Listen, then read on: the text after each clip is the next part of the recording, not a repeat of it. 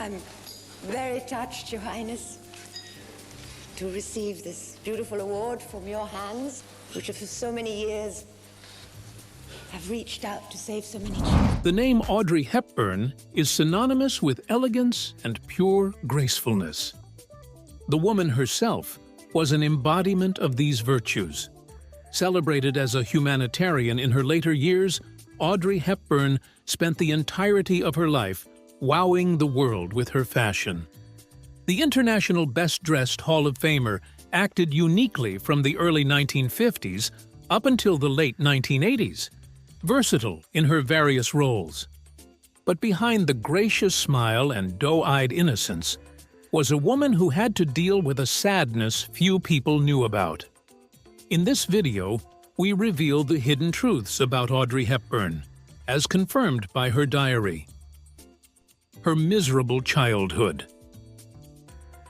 Audrey Kathleen Hepburn was born on May 4, 1929, into an aristocratic family in Ixelles, Brussels, Belgium, to Ella van Heemstra, a Dutch baroness, and her father, Joseph Victor Anthony Ruston.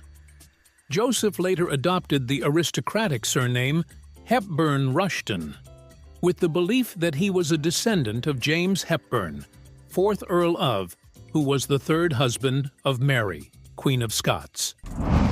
Her parents were married in Batavia, Dutch East Indies in September 1926.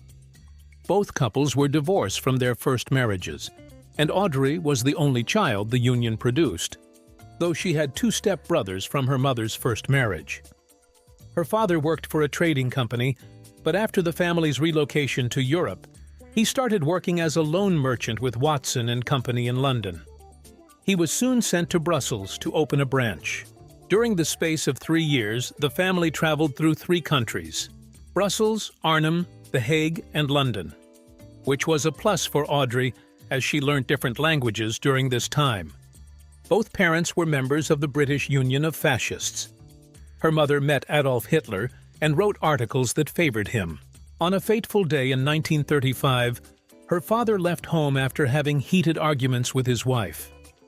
This left Audrey traumatized for the rest of her life. She was just 6 years old. She recalls her mum shedding uncontrollable tears, saying her father had left and wasn't coming back. She could hardly understand or do anything about it, as she was very young. After leaving home, he actively participated in the fascist movement. She admitted that her father abandoning her was the most devastating thing that happened to her all her life. She was enrolled in a private boarding school in Elm, London, at the request of her father between 1936 and 1939. She returned back to her mother in the Netherlands in the wake of World War II in late 1939. He never visited her during her schooling in England. World War II. Her mother moved to a town called Arnhem, Netherlands, hoping it would be neutral from German attacks like World War I. Unfortunately for the family, the town was under siege by Hitler's army. There, Audrey lost her uncle to the Nazis' brutality. Because of the shortage of food, they were forced to eat flour made from glass tulips, which later resulted in Audrey's malnourishment. As a result of this, she suffered from anorexia, jaundice, and depression. Throughout the hardship, Audrey still took ballet lessons, but for fear of her name revealing her British descent, her mother temporarily changed her name to Ella van Heemstra. Throughout this period, Audrey lent a helping hand to the Dutch resistance movement by performing ballet dances on closed doors and windows to raise funds to feed the Dutch Jews in hiding.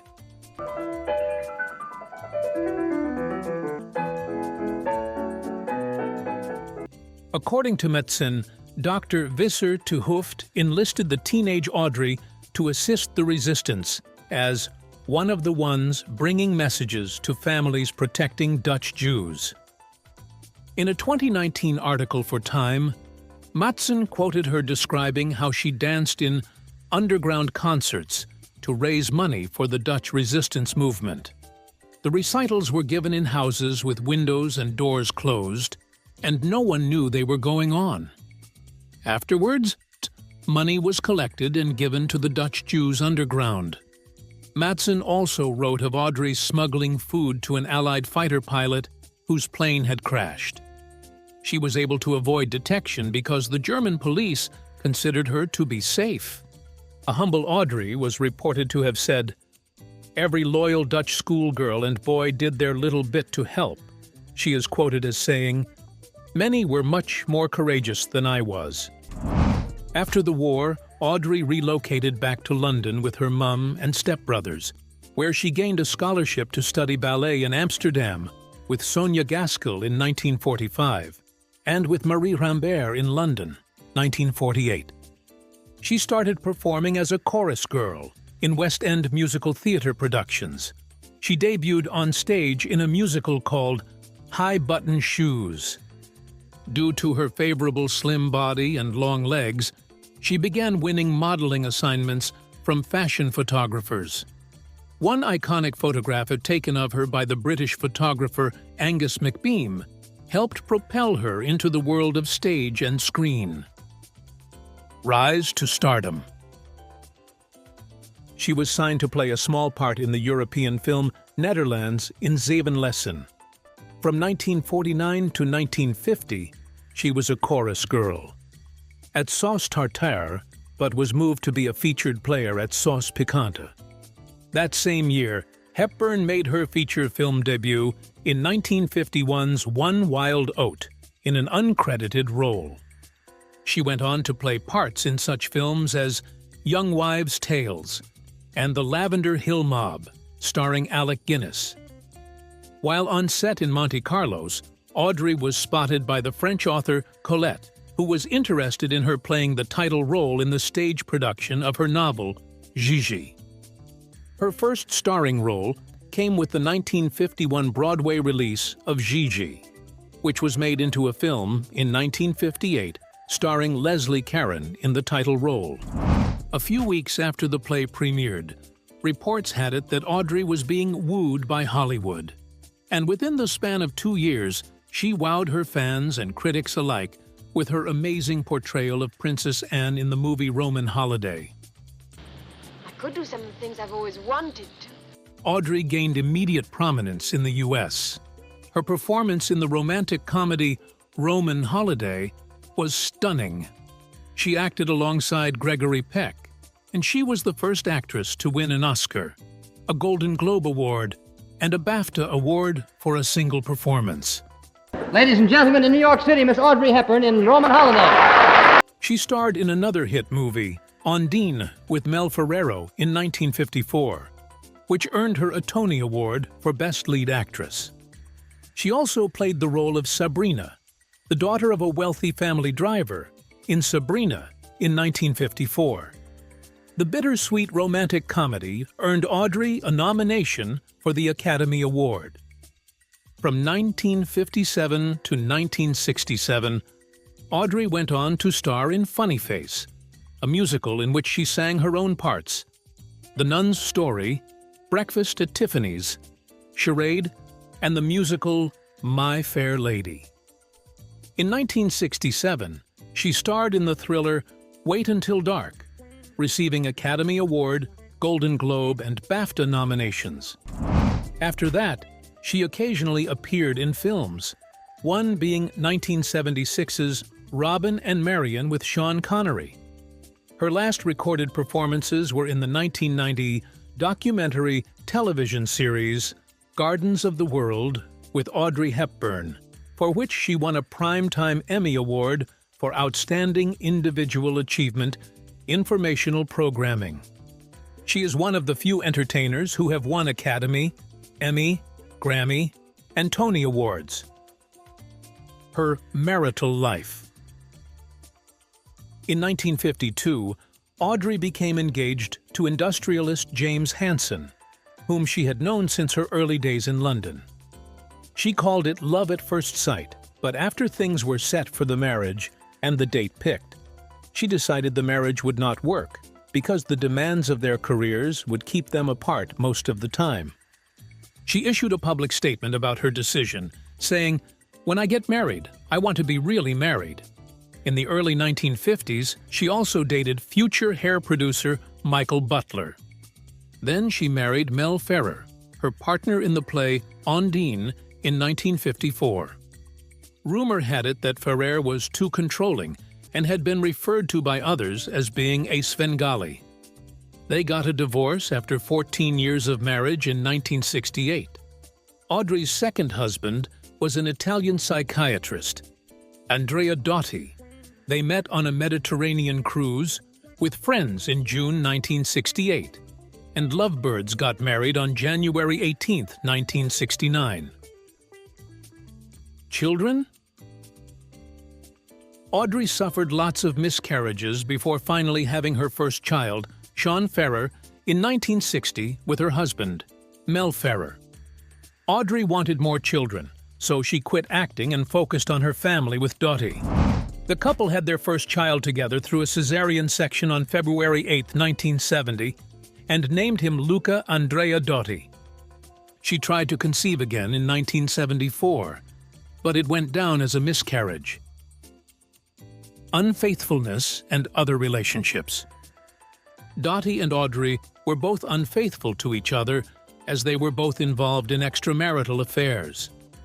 The marriage lasted for 12 years and was dissolved in 1982. From 1980 until her death, Audrey was in a relationship with Dutch actor Robert Wolders, the widower of actress Merle Oberon. She had met Wolders through a friend during the later years of her second marriage. In 1989, she called the 9 years she had spent with him the happiest years of her life and stated that she considered them married, just not officially. Diary of the Young Girl. Audrey had a book titled Diary of a Young Girl by Anne Frank.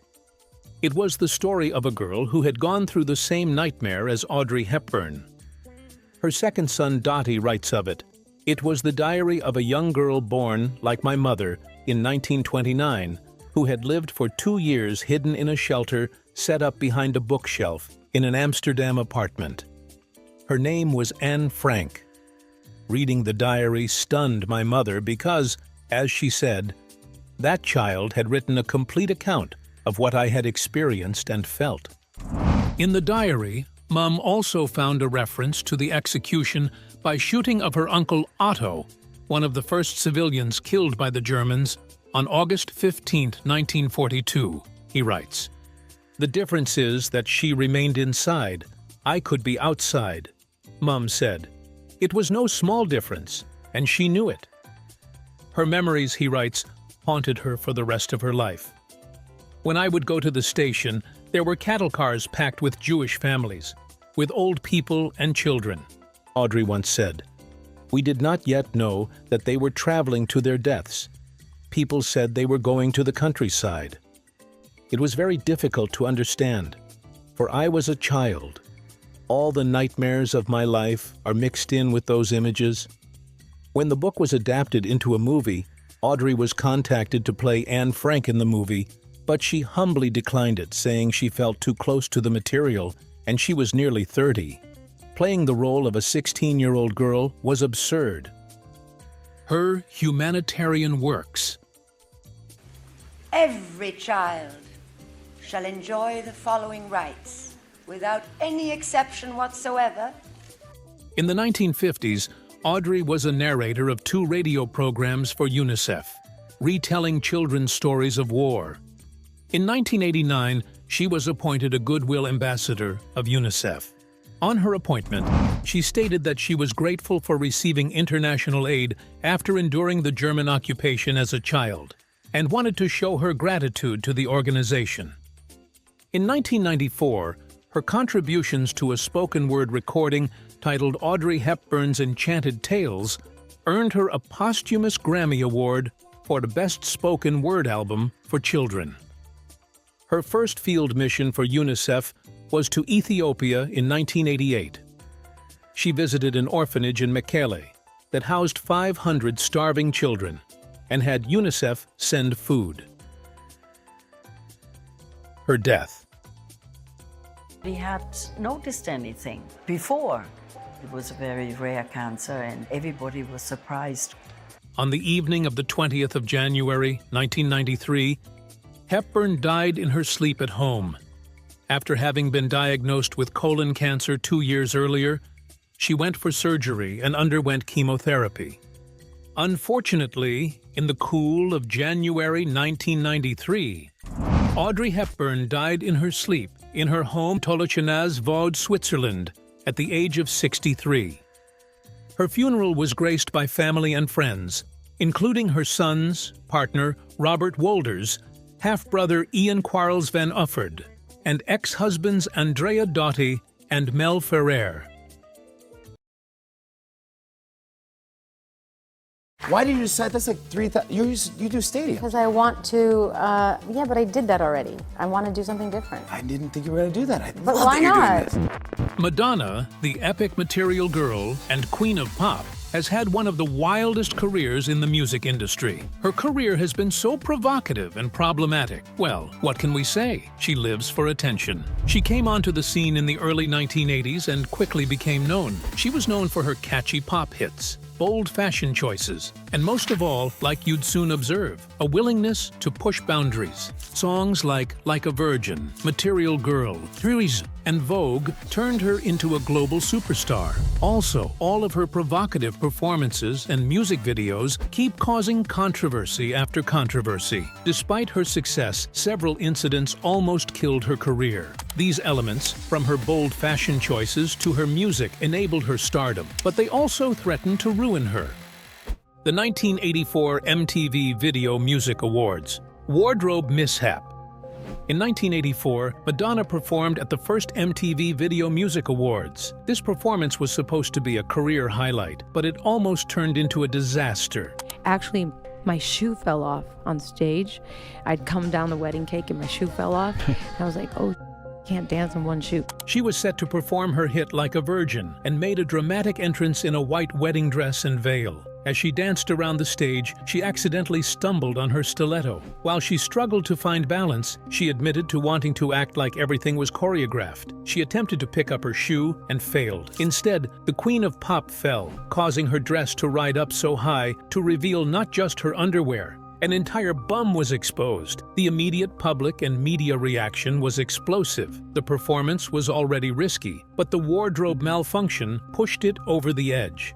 Critics slammed her for being too provocative and inappropriate, especially for a TV audience. Conservative groups were outraged, claiming she was a terrible role model for young viewers. The scandal dominated headlines, with some speculating this could ruin her career before it really took off.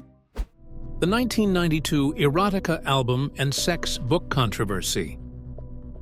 In 1992, Madonna released her fifth studio album, Erotica, alongside an explicit coffee table book titled Sex. Both projects were daring and unfiltered explorations of sexuality, pushing boundaries further than ever before. My goodness. The Erotica album featured provocative tracks like Erotica and Deeper and Deeper. It was the so-called publishing event of the century. The drop of Madonna's racy coffee table book, Sex. While the Sex book contained graphic images and narratives involving various sexual fantasies and scenarios, the backlash was swift and brutal. Critics went after both the album and the book as vulgar and desperate attempts for attention. Conservative groups were outraged. The media painted Madonna as having crossed a line of decency. Fans were divided. While some appreciated her boldness, others felt she had gone too far. This negative reception impacted sales and radio play, marking one of the first times in her career that she faced significant commercial pushback. The public reaction wasn't just crazy, it was wild. Major retailers refused to stock Sex, and several countries banned it outright. Can one really blame them? The album, although eventually going platinum, was considered a commercial disappointment compared to her previous work. The controversy surrounding Erotica and Sex seemed so ready to destroy her carefully crafted image and potentially end her career. Madonna, however, was no stranger to controversy. Instead of retreating, she stood by her work. Regardless of the initial fallout, Madonna's career not only survived, but continued to evolve. What a woman! She has been navigating and thriving amid scandal ever since. The Like a Prayer controversy.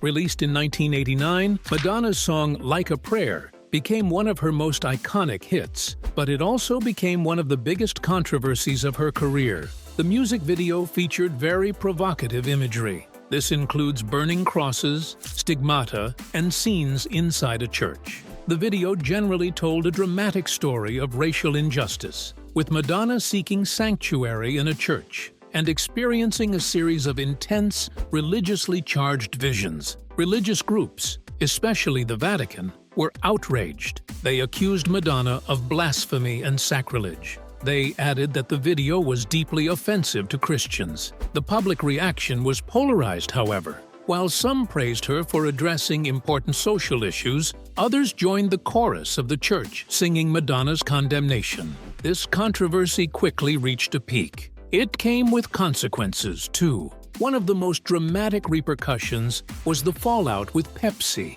The greatest advertising hoo-ha of all time was your Pepsi deal. This was fantastic. I think that they were afraid of the controversy that the video was going to cause. Madonna had signed a lucrative endorsement deal with the company, and they used "Like a Prayer" in a commercial. But the thing is, as the controversy grew, religious groups and angry consumers began boycotting Pepsi products. Sorry, Pepsi. Facing immense pressure, Pepsi pulled the commercial and ended their sponsorship deal with Madonna. The scandal was wild, with some speculating that this could be the end of Madonna's career. Now, regardless of the initial uproar, "Like a Prayer" went on to become one of Madonna's defining moments. The American Life album era. In 2003, Madonna released her album American Life during the highly charged political climate of the Iraq War. The album's title track and music video caused controversy. It featured graphic depictions of war and critiques of American culture. What a woman! By the time it was finished, we were at war, and it just seemed like, it was just bad timing. Especially in such a time period, too. Critics accused her of being unpatriotic, and the public reaction was largely negative, with many feeling that she had overstepped. The critical reception was harsh. Reviewers went after the album for its heavy-handed political messages and perceived lack of musical innovation. The public backlash was equally fierce, with some radio stations refusing to play her songs. The music video for American Life, which included scenes of a fashion show morphing into a military battle, was quickly pulled after its release, adding to the controversy. The impact on album sales was significant. American Life debuted at #1, but quickly fell off the charts, becoming one of Madonna's lowest-selling albums. At this point, her career was at a down low, and many wondered if she had finally alienated too much of her audience. Speculation ran wild about whether this was the end for Madonna. Has she gone too far this time? Was her career, which had survived so many other controversies, finally over? In the end, the American Life era did represent a low point in terms of sales and public approval, but Madonna survived it to make it to scandal after scandal. Trust me. Career-threatening, health scares, and personal struggles. Madonna's career has also been marked by significant health issues and personal struggles that nearly threw her off the rails. One major health scare happened in 2020 when she suffered a severe knee injury during her Madame X tour. The pain was so intense that she had to cancel several shows, and fans worried if she'd ever perform at the same level again. On the personal front, her tumultuous relationships and divorces have also taken a toll on this woman's career. Her high-profile split from director Guy Ritchie in 2008 was particularly rough. The messy divorce played out in the media, and it seems like it affected her emotionally and professionally. Life is a circle. Death and loss brought me new life, brought me to life, brought me to love. Family issues have been another source of stress. Raising 6 children, including adopted ones from Malawi, has been both rewarding and challenging. Balancing her demanding career with being a mother has often been tough.